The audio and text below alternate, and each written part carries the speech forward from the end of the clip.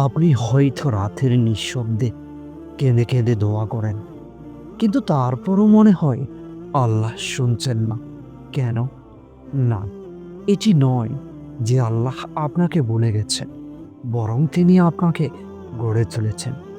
রাসূল করিম সাল্লাল্লাহু আলাইহি ওয়াসাল্লাম বলেছেন, দোয়া কখনো বিফল হয় না। কখনো আল্লাহ সাথে সাথে কবুল করেন, কখনো বিলম্ব করেন, যাতে আপনি আরো ধৈর্য শিখেন।